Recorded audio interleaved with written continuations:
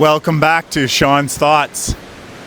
You're here with me with in the moment that I take this is definitely live as I'm in the middle of the forest, in a part of the forest that, it hasn't probably seen too many humans or Homo sapiens overall, at least not in this form of reality. I love going off trail and finding these odd places to visit. Sometimes when I'm in a place where people come and go, often there will be people coming and, distractions and such, meant to perhaps dissuade me or, distract me, as I often put forth as whatever. That moment I was kind of thinking that I'd used the word distraction twice already, so for a quick flash in my mind I thought about stopping and restarting this particular one because I wasn't live. And yet that's one of the challenges that I've had with doing these off camera or off live broadcasts, because often I feel that, I could do it better. I have this idea go through my mind that perhaps if I didn't use that word or didn't say that I could, do it over again and start over.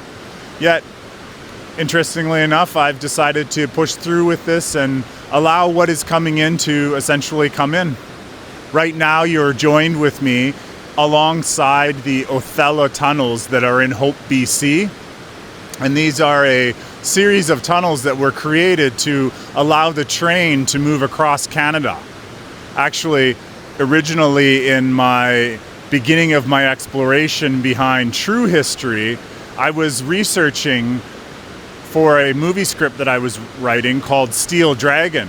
And this particular movie script, it basically told a story, a love story in fact, of these two Chinese people who had come from halfway around the world to help, do their part to support their families as well as, of course, support their own lives. And one of them was a railroad worker and the other one was a woman who had essentially got sold into slavery and had come to Canada to work in the brothels.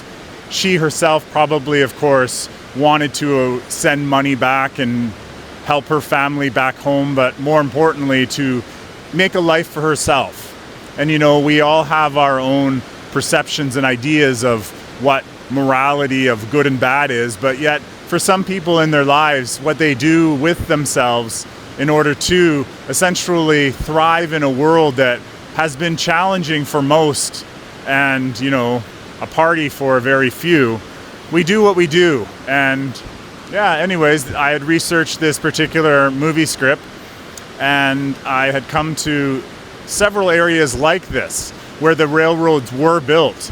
And when you walk through these tunnels, you really get an idea of the magnitude of how these tunnels perhaps could have been as tasks and challenges. And that essentially goes into what I wish to talk about today. But before I get into that, let me get back into frame.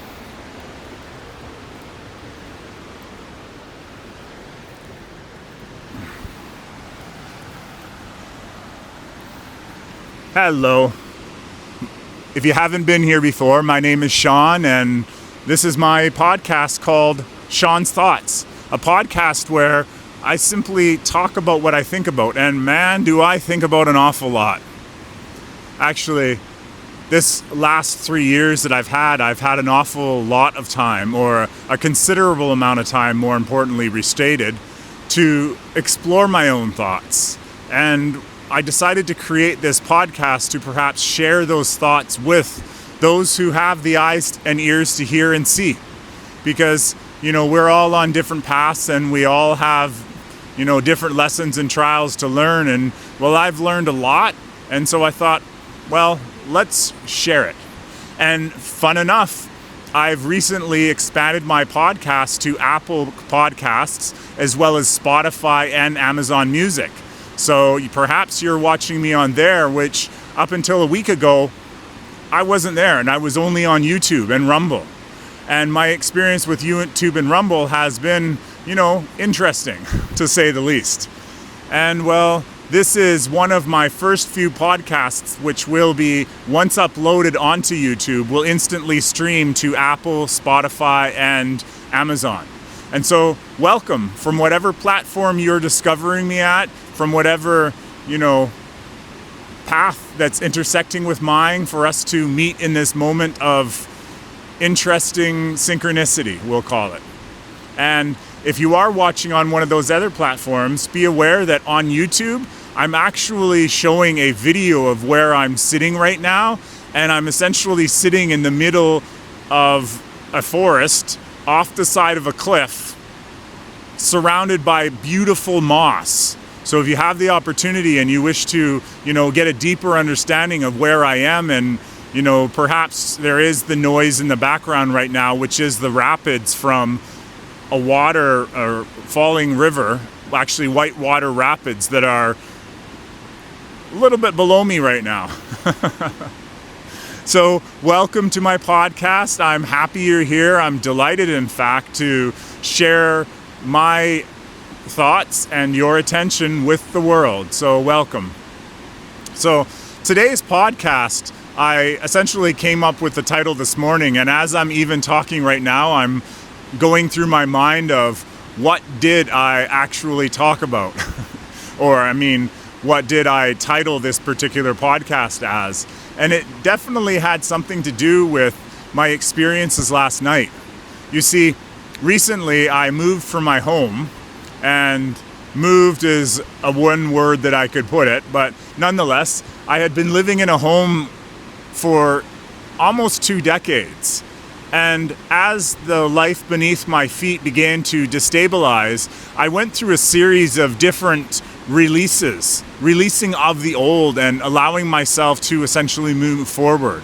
One of those releases was, in fact, my cat, who, after 18 years of love and dedication and guardianship over me, she passed away recently. And that was essentially almost one of the biggest releases that I was able to overcome. And I had been expecting it for quite a while, so it wasn't a shock. And, I really appreciated all of the extra life and love that my animal, although she had moved into old age and, perhaps it was the result of others' projections, but nonetheless, I love her, and I see her passing as more of a milestone of mine as opposed to a loss. I miss her and dearly, as we all miss, but yet I realized that she was on her own journey, and she had decided to drop that mortal coil and move on. And so I wished her farewell from a mountaintop, and now I'm here, and essentially coming back to where I was talking about before.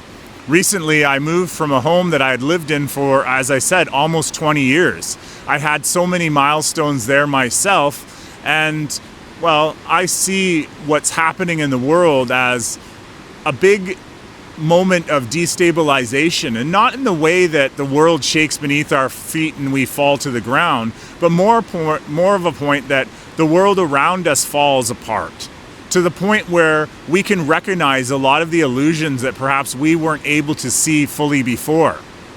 And where this leads me into is an amazing lesson that I essentially, I'll almost say, received last night, but it wasn't necessarily just last night. It's been a combination of several different experiences over the last, almost 2 years. See, this all originates from a game that I like to play, and the game is called Pokémon TCG, and the TCG stands for the card game. And originally I started playing this game with my son in places where kids and adults got together, and we sat around tables and we all had our own decks, and there was more of a social function to it. And interestingly enough, when I first started off, I had different ideas and understandings of what this particular game was. See, I've always been a person who likes to win, and perhaps that was contributed to me by all of the video games that I played. I would play video games because I would play to win. And all games I would play to win. And, winning was something that meant a success to me. And that if I weren't to win, a lot of times it would be seen as a failure of whoever I could, whatever I could perhaps pin it on. And even this was the case for when I started first playing Pokemon. I would go to these tournaments with all these other wonderful people, and we would play this game, but I went there with the idea of having fun. And I remember one of the first talks too that I had by the moderator of that particular game. She had explained to me that they weren't there too much so to compete, rather to just have fun and enjoy themselves. And of course, when I went there with the idea that I wanted to win. But like many things that we jump into feet first, I wasn't fully aware of all the rules and, all the different parts of the game. I didn't understand what a meta deck was. And a meta deck, for example, are decks that come out with the full understanding that they're already essentially pre-built, and you might perhaps switch a couple cards around, but for the most part, they're built when they come out of the card factory. And yet this particular game called Pokémon TCG, what it is it's a trading card game. Means every 3 months or so, they release 200 to 400 cards of differing values and differing characters and differing supporter strengths and item cards, and essentially a whole bunch of different cards get released every 3 months or so. And this has been ongoing for quite a long time. And so when I started playing, I had essentially used the cards that I had collected for my son to create the decks the best way that I knew how to create them. Not recognizing at the time that, as I said, there were already pre-established decks that had a competitive edge simply because they were, built to win. They were built and they were merchandised to win, meaning that the cards were printed with monetization attached to them right from the get-go. And at the time I was unaware of this. I thought perhaps, you could take any of the cards and you could create a deck from them. Little did I know that most of the cards are just collector cards. They're artwork. And that's essentially perhaps how this game originally started, or this card collecting originally started, because there were many different types of people who collected Pokemon cards. And that's essentially what I'm talking about, is Pokemon cards. Everyone knows Pikachu, and perhaps they know Squirtle and, some of the major, more popular Pokemon. Pichu, Raichu maybe. I'm trying to think of Charizard and Charmander. The cuter ones, the ones that were more marketable. Anyway, so I didn't realize that there was more to this game that I could ever have imagined. And what I came to imagine last night, what I recognized after so many years of, not so many, but after 2 years of investing my time and admiration and love into playing this card game, I realized, and I came to the awareness that this card game is so much more than what I could have ever imagined. First of all, this particular card game called Pokémon TCG, it has morphed into something that's far larger than perhaps, maybe it intended to. It's derived from an original series in Japan called Pocket Monsters. And these were original Japanese animation of these characters that were essentially composed of animal-like creations that lived in a world where they could essentially battle each other and live in a matrix-like world with trainers who would help them become the best possible versions of themselves. And when they became strong enough, they were actually, most of them anyways, able to evolve into stronger versions of themselves.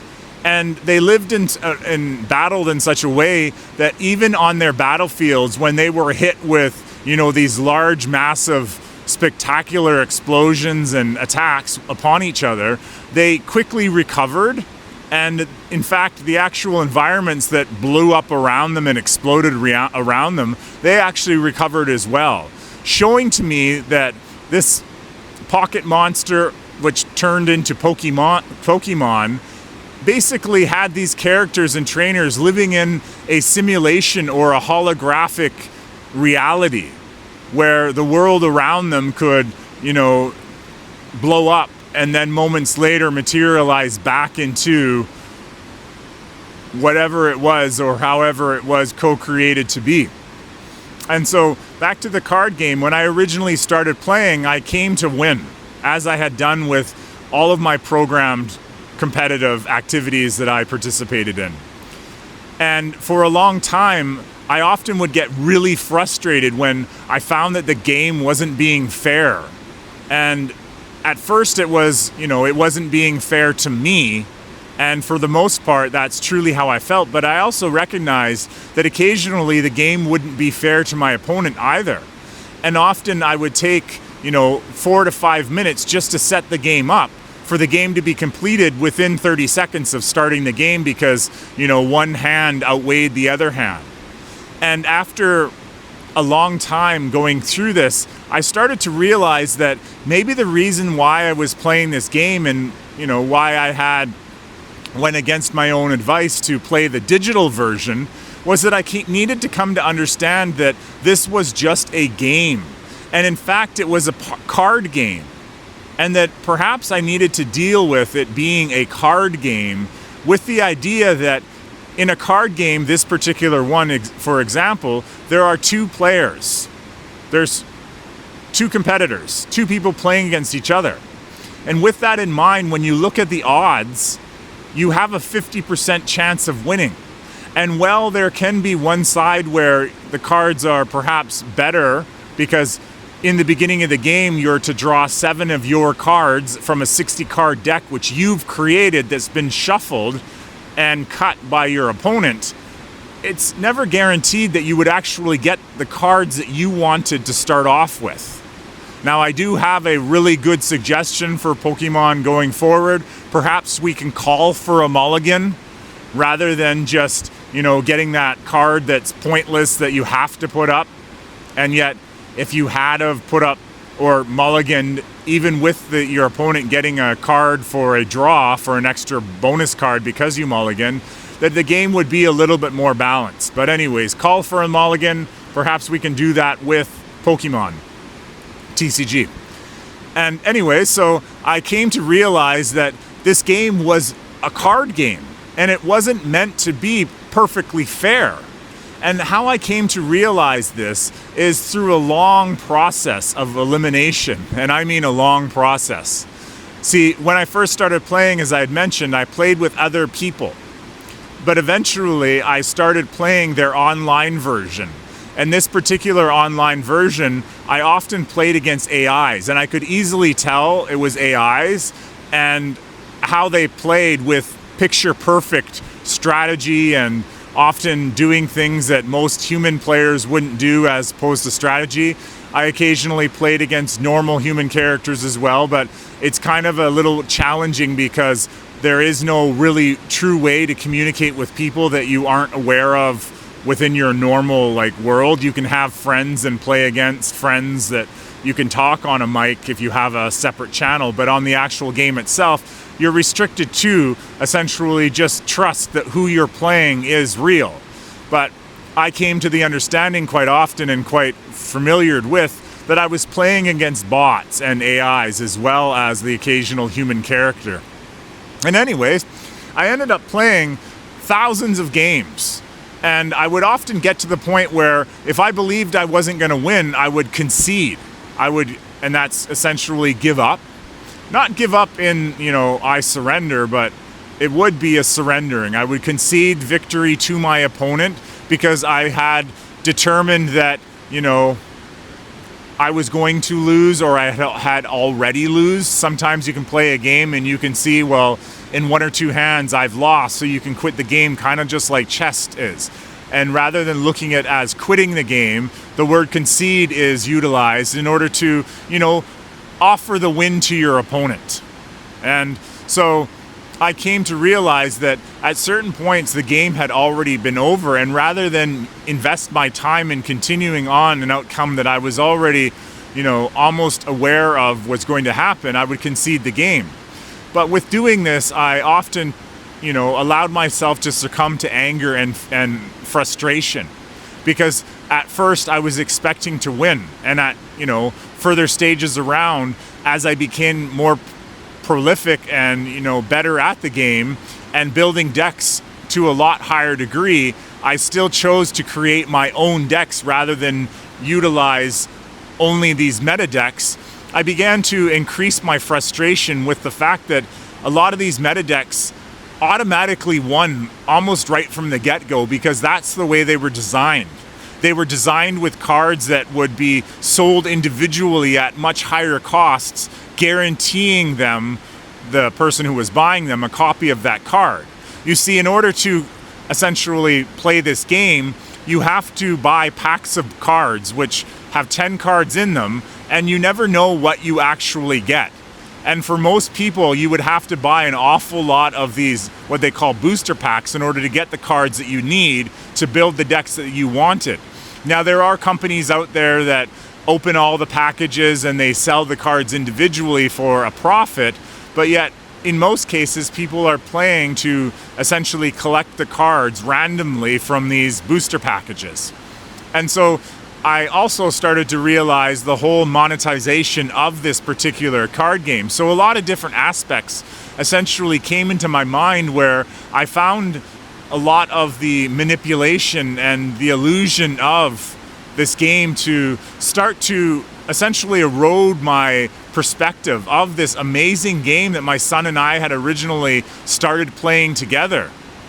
And as it continued on and I began playing a lot more of this digital version, I started to shy away from actually buying physical cards, and I eventually stopped even going into playing this game with public people. And I chose more to, sit in front of a console or a laptop where I was allowed to, when the game was going to end, to essentially concede and start over another game. And by doing this and playing new games at a higher frequency, a considerably higher frequency, this game could sometimes last a half an hour or longer if you were sitting there with someone in person, because of course you're having to wait for them and they're having to wait for you, and there's a lot more shuffling going on and counting and all this. Like, for you parents out there, this is an amazing game to have your kids involved in, especially in the in-person social aspect, because there is math and strategy and social activities and beautiful cards that have amazing art on them. I get and I understand that the monetization part of it, but I trust that that will end soon enough, especially as I start to talk a lot more publicly on my podcast about this game, because where I truly came to the full understanding and what essentially allowed me to have an epiphany last night is that, along with this card game and this online card game, there's a lot of other parts to the Pokemon universe. And one of them, outside of the amazing movies, is a TV show called The Pokemon Adventures of Pokemon, and they have lots of different subtitles. But what this Pokemon show talks about is it shows the adventures of their lead character. His name is Ash Ketchum. And him and his partner Pikachu, they essentially travel the world and they look for, new adventures and new people to battle in different arenas all over the Pokemon world. And what I've learned from this is amazing. Most importantly, the realization that I came to last night was that what Pokemon really is about is doing the best with the cards and the situation one has been dealt. See, when you're playing the game, you're dealt 7 cards, and oftentimes none of those cards work to start the game, so you have to reshuffle, which gives your opponent an advantage because they get a bonus card. And sometimes they get lots of bonus cards if you're having a bad shuffle. But yet, what I began to realize after playing a lot of card games with my son, Crazy Eights being one of them, and Fish and all these other card games, is that in card games, if you're having a 2-player game, the odds of winning right from the get-go are 50%. And it took me a little while to start to realize that it wasn't about the win. It was essentially about observing the actual battle itself.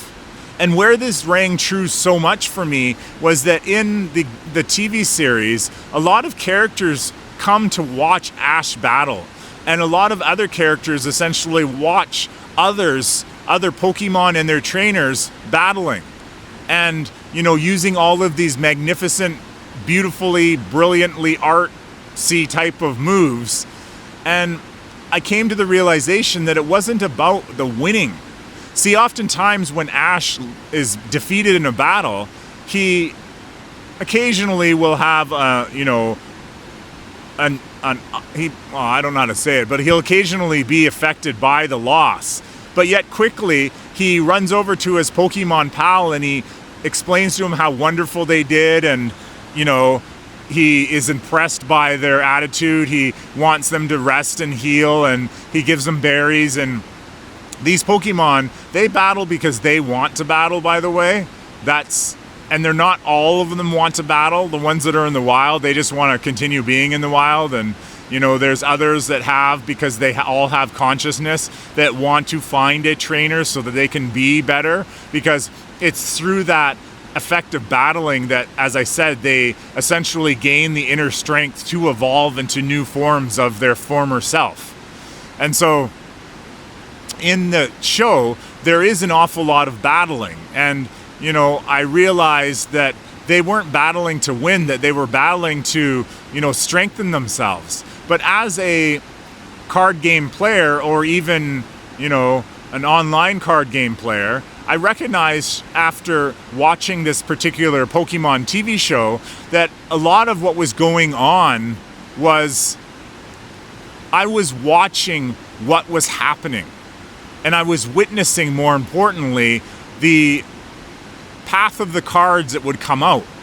And that simply my job was to help align the best possible outcome, recognizing that the overall path of where we ended to, whether it was a so-called win or defeat, really had nothing to do with me, and more so to do with the cards. Yes, of course, I could play one card over another, and that was my choice.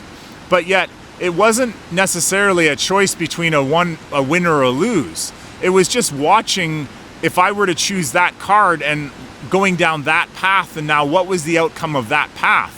And last night I had a major epiphany, because what I realized is I was simply witnessing the result of how the cards were dealt, how the cards were played, how my opponent played their cards, and essentially what cards I got. If I got the cards I needed, well, my Pokemon did better than I could have imagined. And if I didn't get the cards I needed, which is oftentimes what happens in our real life, we don't always necessarily have all of the cards or all of the opportunities or advantages, and sometimes we do get them, and we decide to shuffle them back into the deck because we chose a different direction.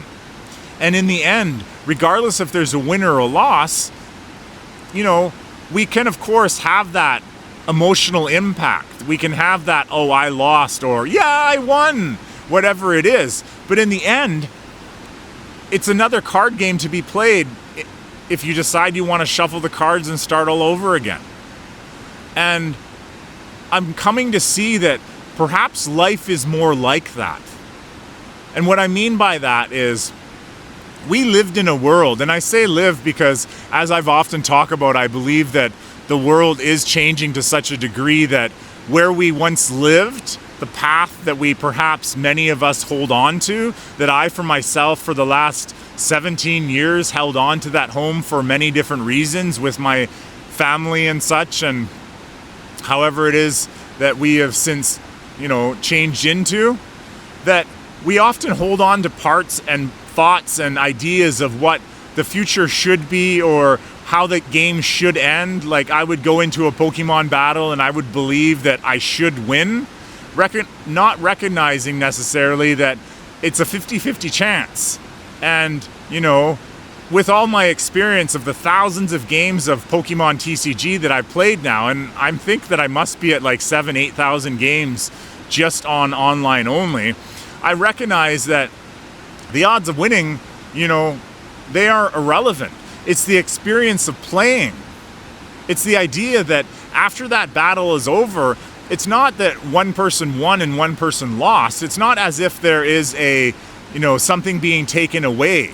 See, a loss means, you lose something, that you no longer have it, that you misplaced it and it's not in your life. But yet when you play a game, there's not really a loss. There isn't anything lost. There's experience gained, And I would often create new decks, and I would learn which cards work and which cards didn't. So even though that I was defeated, meaning that the other person won the game, I didn't really lose. I gained so much experience. I had at many times a lot of fun, especially when I was playing with my son Silas, and even when I was playing with those other people. And I really enjoyed the overall experience and the growth and the social aspect to it. Yet in the beginning, I was there to win. And when we come in with the attitude that we're here to win and anything else will, not be acceptable, that takes away. Like, that's maybe the real loss. And what I recognized by the TV show is that when Ash goes into a game, for the most part, he goes into it with the idea to become a better trainer, to learn more. And with the particular game Pokemon, there is more than 1,100, count that, over 1,100 different Pokemon. And they all have different attacks, they all have different skills and abilities, different evolution chains, different effects by all of the item cards and trainers. So it's a pretty intricate game. I would say it's far more complex than chess, for example. And we have a ton of 7-year-old to 13-year-old kids energetically playing this game in social environments that are just amazing. Actually, my son and I, we have ideas of going to the Pokemon Championships and perhaps even driving all over wherever it is that we're at and getting involved in different Pokemon tournaments, because these tournaments are held in locations throughout North America and in possibly Japan as well, in which kids and adults who are working with the kids, they get together and they have these in-person social interactions in which they gain points, and then they're able to essentially bring those points together and then compete in a World Series event once a year. So my son and I have this amazing idea that we want to travel around everywhere and participate in these games. So that's one thing that I want to do on my podcast series, is I want to share that amazingness with you. And this essentially is Shone's thoughts, where I'm now kind of like announcing that to myself and the world that I'm going to do that. And we are going to be Pokemon trainers. But back to what I was talking about Pokemon trainers, is Ash is there essentially to gain the skills, but so is his Pokemon. And in a sense, when we're playing with the card game, we are doing the best with the cards that we have, with what we have been given. And in the end, there isn't a high and low, because that's back to what I was saying about the old world. We lived in a world where polarity existed and there had to be winners. In order for them to be winners, there had to be a loser. Yet when we remove ourselves from having a winner, we also remove ourselves from having a loser. When we remove ourselves, or we reframe the idea of, one person being, as I said, the winner, but I'm trying to think of a different word for it. You get what I mean. That moving out of a world of polarity means we don't have to have good and bad anymore. That we can essentially have good choices all the way around, and we don't even have to call them good choices. Sometimes I like to refer to them as God's choice. And how I see that is, rather than looking at it as to eat or not to eat, looking at it as I'll eat that or I'll eat that. Either one is great. And that perhaps as we move into a world where we are there more for our kin, for our families, for our neighbors, for the homeless people on the street, that we live in a world where there's abundance and a vast amount of overgrowth of beautiful nature, for example, trees where the fruit just simply fall from the tree, and there's always what we need when we need it. And if we were to live in a world like that, that every choice that we make, well, some of those choices may provide us trials and challenges so that we can grow and become stronger. Every choice perhaps could be, or maybe will be, as better said, God's choice. A great choice, a great possibility for what could be. Because as I've talked about in my podcast before, when we're able to sit back and look at the experiences we had even those experiences where we had challenges or even pains, or, you know, we stubbed a toe, we had a fender bender, whatever it is, whatever you've had, I don't want to start projecting on you, but you know what I'm talking about. When we've had those situations where we at first felt a misfortune, and then later recognizing, oh, hey, I met so-and-so because I bumped into their car, or I met so-and-so because I went to the hospital and then I was sitting beside this person, you know, I had a cut hand or whatever, but me and this person started talking and, you know, things happen. A lot of our experiences in life happen because we allow for those experiences to happen. And this particular card game, I started to see more as, you know, those times where I did so-called lose, I was gaining experience for next time that I can become a better trainer. I could become and know more about the deck that I was playing. Because I would often, and I've played with maybe 200 different decks, and, you know, I see a lot of patterns within the decks, and I always get these ideas to make new decks, and that's one of the things that I do or that I will plan to do is when I go, I'll probably try to play decks of Pokemons that I really love as opposed to playing a meta deck. And that's another thing that I learned from the Pokemon game, because, you know, these Pokemon trainers, they didn't just connect with one Pokemon, even if that Pokemon was really strong. They each individually connected with the Pokemons that they had befriended somewhere in their lives that they really connected with. And Ash, he apparently has like dozens of Pokemon that he has caught in the wild, and he's trained, and he's allowed them to go on their way, and he goes on to, you know, working with more Pokemon, and him and his original partner, Pikachu, they venture around connecting with all these new Pokemon in every season of this show. And I realized that part of the allure of the game of Pokemon wasn't about to win, it was about having a Pokemon like it as if I was in the game myself, but a Pokemon that I resonated with, like Totodile. And I really liked that Pokemon, but at the time there wasn't a deck that I could use to create with, and now there is. So I would love to have the opportunity to play with all these different ones and really get to know that particular Pokemon. Like, if I could travel around in a real world with these cuddly creatures and sometimes these giant monster-like creatures, I think that would be totally awesome. But it was building a relationship. And in the case of playing the card game, you're building a relationship with the deck, knowing which cards you have, which cards are in your deck, the ideas and expectations are running the odds in your head of what possible outcomes of what that next card could be. And it was building a relationship with that deck. And essentially in the show, it was building a relationship with your partner, your Pokemon partner that you were battling with, knowing what their essentially abilities, skills, and moves were, and knowing when to do things, and learning and aligning with.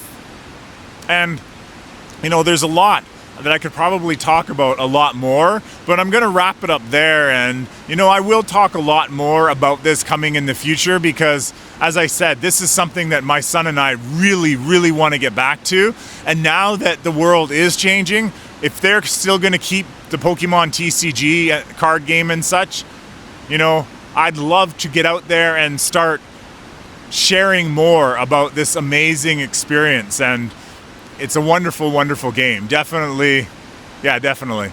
Anyways, I want to thank you so much for sharing your time and attention with me in this auspicious location. I think that's the right word. Off the beaten trail. I'd probably be more apt to see a bear walk by than I would to see a Homo sapien. Or maybe there's some Sasquatches that are sitting around me right now having fun all time listening to me. Maybe they're playing Pokemon right now too. So thank you so much to all of the people out there that are listening and sharing their attention with me. And thank you so much to the one who introduced me to this amazing world of Pokemon, to my son Silas, for through your true passion and love for this amazing card game, as well as a collection of cards themselves, I was able to actually expand my idea of my own reality and the life that I choose to lead. Because remember, where your attention goes, your perception flows, which your energy flows as well. But how we visualize things is truly how a reality is co-created. So from one end of winning to the other end of, that was a pretty cool move, and to congratulating my opponent for how they played their cards, you know, this path has been extraordinary, and I truly look to exploring more. So thank you so much. And as I said, I'm live here from the Coquihalla Canyon, and I'm above this beautiful whitewater rapids, sitting in this wonderful moss, and I got my socks here drying. And have a great night, and thank you so much.